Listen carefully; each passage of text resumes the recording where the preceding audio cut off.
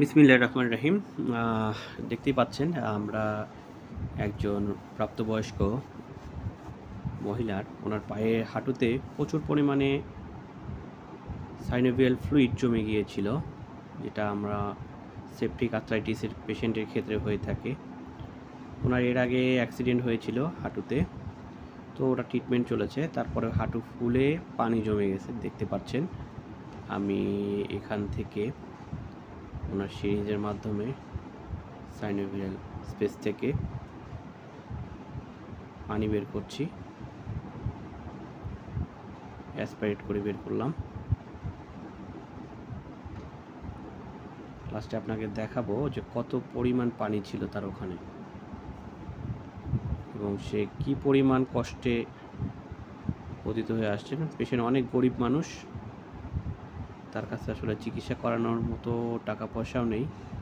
তাকে আমি হাঁটুতে পানি বের করতে অনেক খরচের বিষয় থেকে থাকে। ওনার কাছে আমি তেমন কোনো টাকা পয়সা নিইনি,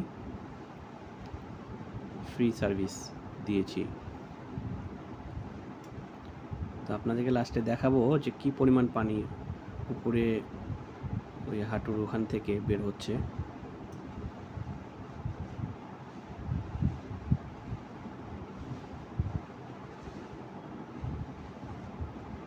মোটামুটি ফোলাটা অনেকটাই কমে এসেছে। আমরা এখন সিরিজটা বের করে ফেলব। অনেক ফোলা ছিল, পুরো পা ফোলা ছিল। প্রথম থেকে ভিডিও করার সুযোগ হয়নি, তা আপনাদের দেখাবো লাস্টে যে কি পরিমাণ পানি ছিল তার ওইখানে হাঁটুতে।